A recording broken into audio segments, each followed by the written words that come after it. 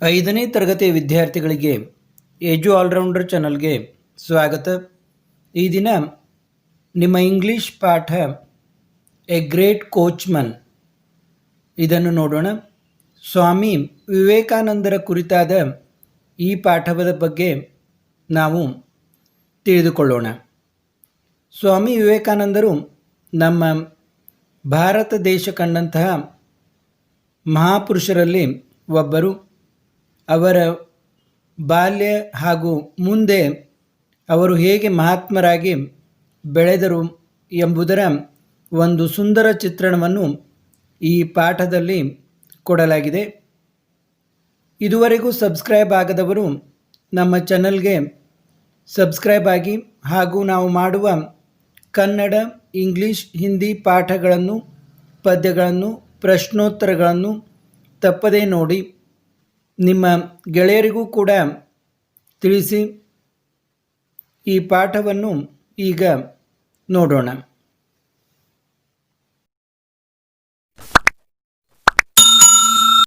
ಈಗ ನಿಮ್ಮ 7ನೇ ಇಂಗ್ಲಿಷ್ ಪಾಠ ಎ ಗ್ರೇಟ್ ಕೋಚ್ಮನ್ ಇದನ್ನು ನೋಡೋಣ.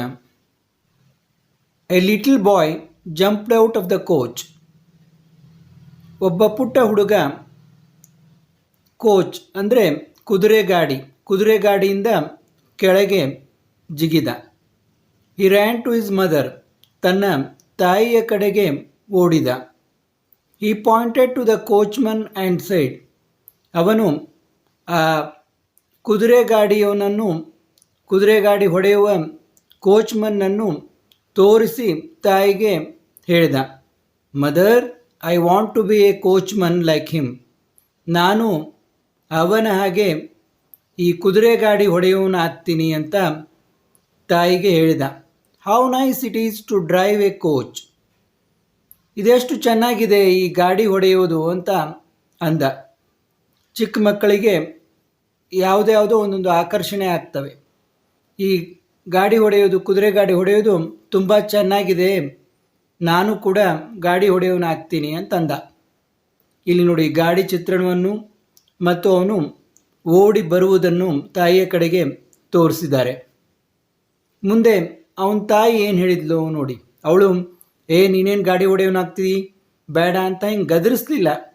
ಅವಳು ಹೇಳಿದ್ಲು. His mother smiled. ಅವಳು ನಕ್ಕಳು. And wisely said. ಜಾಣತನದಿಂದ ಹೇಳಿದ್ಲು.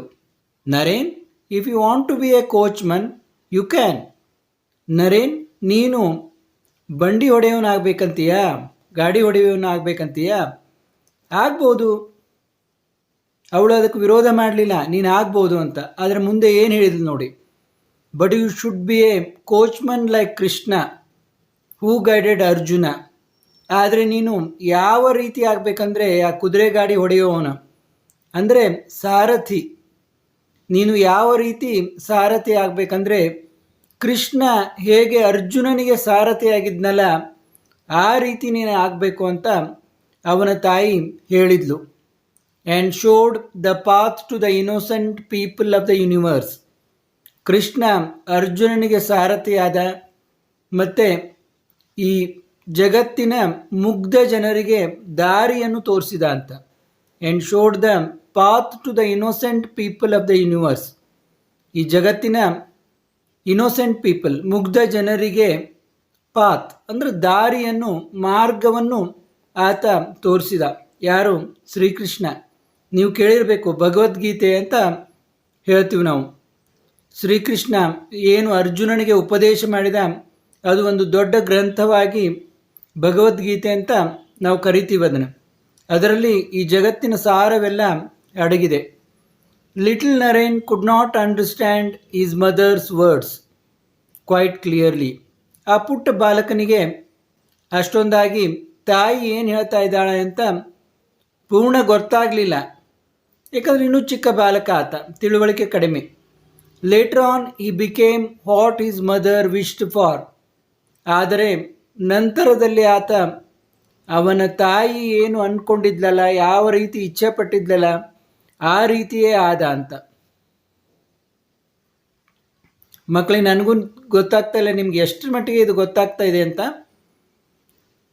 ಕೃಷ್ಣ ನಿಮ್ಗೆ ಗೊತ್ತಿರಬೇಕು. ಈಗಾಗಲೇ ಟಿ ವಿಯಲ್ಲಿ ಅನೇಕ ಧಾರಾವಾಹಿಗಳು ಬರ್ತಾ ಇದ್ದಾವೆ, ಅದರಲ್ಲಿ ಕೃಷ್ಣನ ಬೋಧನೆಗಳು ಕೂಡ ಇರ್ತಾ ಇದ್ದಾವೆ. ಅದರಿಂದ ನೀವು ಕೃಷ್ಣನ ಬೋಧನೆಗಳು ಹೇಗೆ ಅತ್ಯಂತ ಸರಳವಾಗಿ ಮಾರ್ಗದರ್ಶಿಯಾಗಿವೆ ಅನ್ನೋದನ್ನು ನೀವು ತಿಳ್ಕೊಬೋದು. ನರೇಂದ್ರ ಬಿಕೇಮ್ ಫೇಮಸ್ ಆ್ಯಸ್ ಸ್ವಾಮಿ ವಿವೇಕಾನಂದ್. ಈ ನರೇಂದ್ರ ಮುಂದೆ ಸ್ವಾಮಿ ವಿವೇಕಾನಂದ ಅಂತ ಪ್ರಸಿದ್ಧ ಆದ್ರಂತ.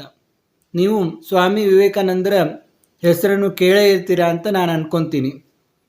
Narendra was born on 12th of January 1863. Narendra ಯಾವಾಗ ಹುಟ್ಟಿದ?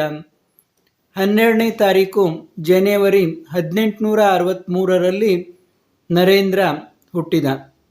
His parents were Vishwanath Datta. ಅವನ ತಂದೆ ತಾಯಿಗಳು ಯಾರು ಅಂತಂದರೆ ವಿಶ್ವನಾಥ್ ದತ್ತ ಆ್ಯಂಡ್ ಭುವನೇಶ್ವರಿ ದೇವಿ. ಅವನ ತಾಯಿ ಭುವನೇಶ್ವರಿ ದೇವಿ, ಅವರು ಅವನ ತಂದೆ ತಾಯಿಗಳು.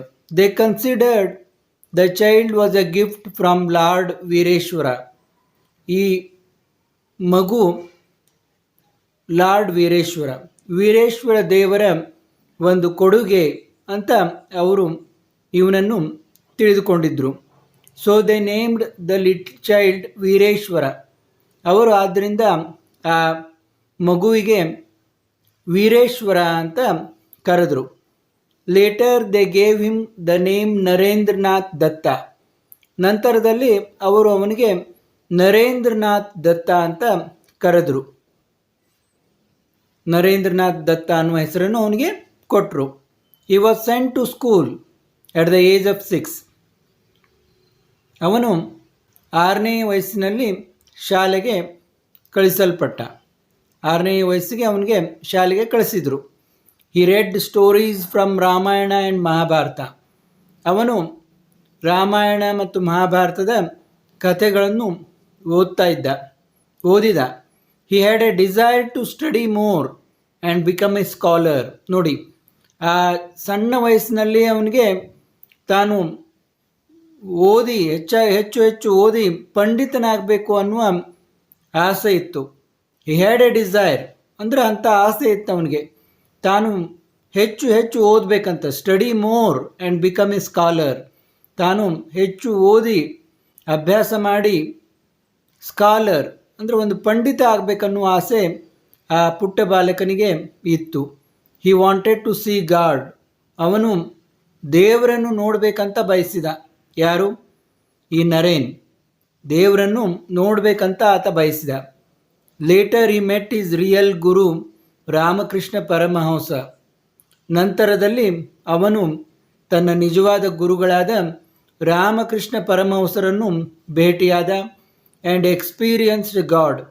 ದೇವರ ಒಂದು ಅನುಭವವನ್ನು ಆತ ಅನುಭವಿಸಿದ ಅಂತ.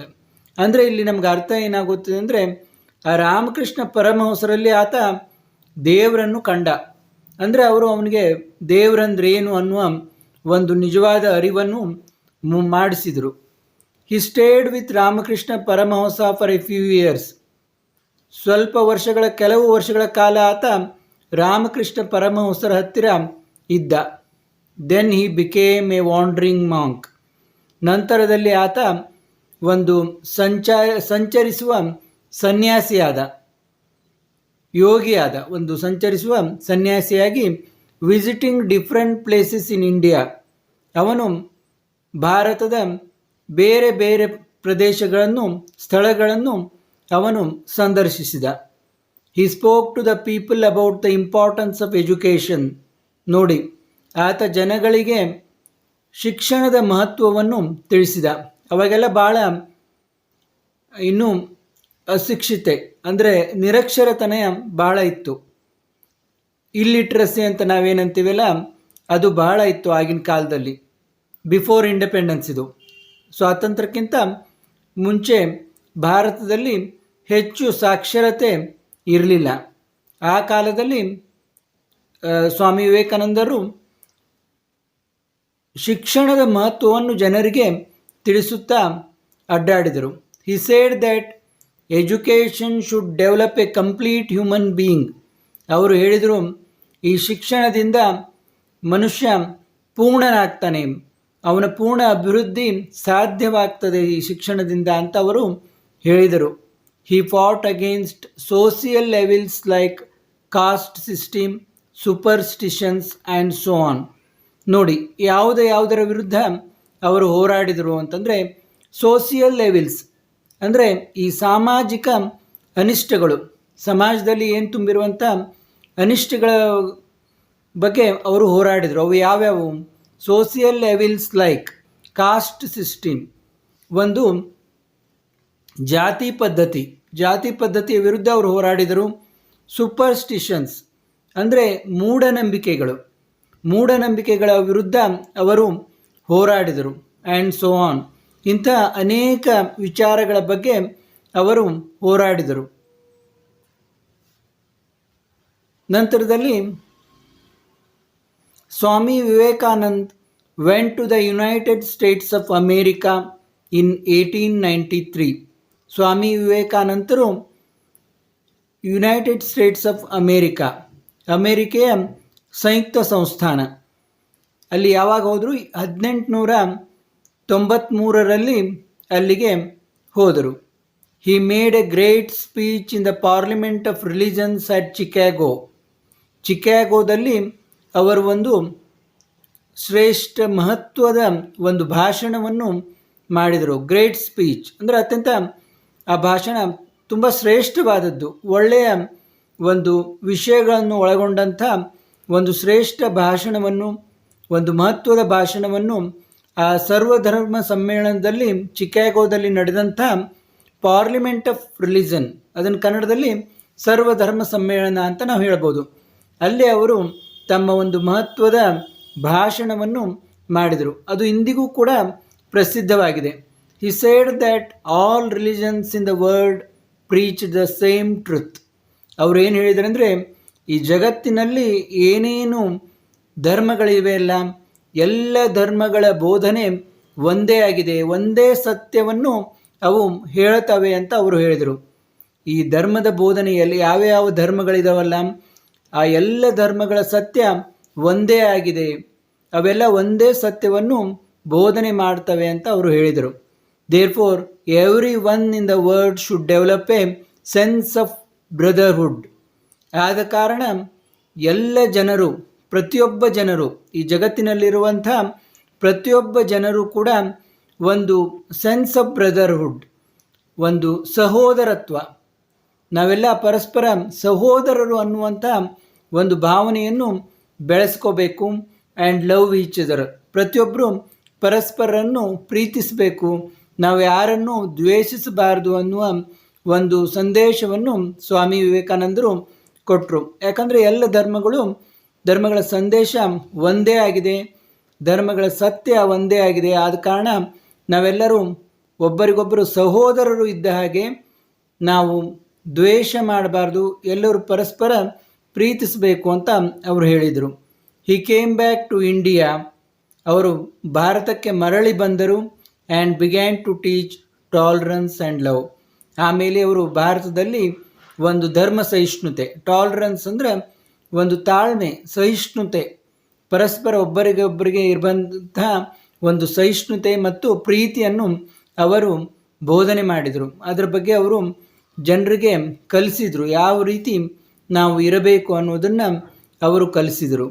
ಹಿ established the Belur Math in ಕಲ್ಕತ್ತಾದಲ್ಲಿ ಅವರು ಬೇಲೂರು ಮಠವನ್ನು ಸ್ಥಾಪಿಸಿದರು. Which became the centre of Ramakrishna Mission. ಆ ರಾಮಕೃಷ್ಣ ಮಿಷನ್ದ ಒಂದು ಕೇಂದ್ರವಾಗಿ ಇದು ಪ್ರಾರಂಭವಾಯಿತು. The main motto of Ramakrishna Mission is work is worship. ಆ ರಾಮಕೃಷ್ಣ ಮಿಷನ್ದ ಧ್ಯೇಯ ಏನು? ಮೋಟೋ ಅಂದರೆ ಧ್ಯೇಯ, ಒಂದು ಗುರಿ, ಒಂದು ಉದ್ದೇಶ ಏನು ಅಂದರೆ ವರ್ಕ್ ಈಸ್ ವರ್ಷಿಪ್, ಕಾಯಕವೇ ಕೈಲಾಸ ಅಂತ ಏನು ನಾವು ಕನ್ನಡದಲ್ಲಿ ಹೇಳ್ತೀವಲ್ಲ, ಅಂದರೆ ಕಾಯಕವನ್ನು ಮಾಡಿದರೆ ದೇವರ ಪೂಜೆಯನ್ನು ಮಾಡಿದಂತೆ, ಅದಕ್ಕಿಂತ ಮಿಗಿಲಾದದ್ದು ಯಾವುದೂ ಇಲ್ಲ ಅಂತ. ಇದನ್ನೇ ನಮ್ಮ ಬಸವಣ್ಣನವರು ಕೂಡ ಹೇಳಿದ್ದಾರೆ, ಅದನ್ನೇ ವಿವೇಕಾನಂದರು ಕೂಡ ಹೇಳ್ತಾರೆ, ವರ್ಕ್ ಈಸ್ ವರ್ಷಿಪ್ ಅಂತ. ಹಿ ಲಿವ್ಡ್ ಫಾರ್ ಓನ್ಲಿ 39 years. ನೋಡಿ ಮಕ್ಕಳೇ, ವಿವೇಕಾನಂದರು ಹೆಚ್ಚು ದಿನ ಬದುಕಲಿಲ್ಲ, ಕೇವಲ 39 ವರ್ಷ ಮಾತ್ರ ಅವರು ಬದುಕಿದ್ರು. But his achievements are great. ಆದರೆ ಅವರ ಸಾಧನೆಗಳು ತುಂಬ ಶ್ರೇಷ್ಠವಾದವುಗಳು, ತುಂಬ ಮಹಾನ್ ಅಂತ ನಾವು ಹೇಳ್ಬೋದು. ತುಂಬ ಮಹತ್ವದ ಸಾಧನೆಯನ್ನು ಅವರು ತಮ್ಮ ಅಲ್ಪ ಆಯುಸ್ಸಿನಲ್ಲಿ ಮಾಡಿದರು. He made the world understand that India was a great country. ಅವರು ನೋಡಿ ಅಷ್ಟು ಸಣ್ಣ ವಯಸ್ಸಿನಲ್ಲಿ ಅಂಥ ಸಾಧನೆಯನ್ನು ಮಾಡಿದ್ದಾರೆ. ಅಂದರೆ ಇಂಡಿಯಾ ಅಂದರೆ ಭಾರತ ಒಂದು ಮಹಾನ್ ದೇಶ, ಗ್ರೇಟ್ ಕಂಟ್ರಿ ಅಂತ ಉಳಿದ ಜಗತ್ತು ನಂಬುವ ಹಾಗೆ, ಉಳಿದ ಜಗತ್ತಿಗೆ ತಿಳಿಯುವ ಹಾಗೆ ಅವರು ಮಾಡಿದರು. ಭಾರತದ ಒಂದು ಕೀರ್ತಿಯನ್ನು ಅವರು ಎಲ್ಲ ಕಡೆ ಹರಡಿದರು ಅಂತ ನಾವು ಹೇಳ್ಬೋದು. Vivekananda's word guide us even today. ಅವರ ಒಂದು ಮಾತುಗಳು, ವಿವೇಕಾನಂದರ ಮಾತುಗಳು ನಮ್ಮನ್ನು ಈಗಲೂ ಕೂಡ ಮಾರ್ಗದರ್ಶನ ಮಾಡ್ತಾ ಇವೆ ಅಂತ. ಅವರ ಅನೇಕ ನುಡಿಗಳು ನಮಗೆ ಒಂದು ಮಾರ್ಗದರ್ಶನವನ್ನು, ಚೈತನ್ಯವನ್ನು ತುಂಬುತ್ತವೆ. ಇಲ್ಲಿಗೆ ಈ ಪಾಠ ಮುಕ್ತಾಯವಾಯಿತು. ಮತ್ತೆ ಮುಂದಿನ ಪಾಠದೊಂದಿಗೆ ಭೇಟಿಯಾಗೋಣ. ಎಲ್ಲ ವಿದ್ಯಾರ್ಥಿಗಳು ನಮ್ಮ ಚಾನಲನ್ನು ತಪ್ಪದೇ ನೋಡಿ, ಸಬ್ಸ್ಕ್ರೈಬ್ ಮಾಡಿ, ನಿಮ್ಮ ಸಲಹೆ ಸೂಚನೆಗಳನ್ನು ಕಾಮೆಂಟ್ ಮಾಡಿ, ಮತ್ತು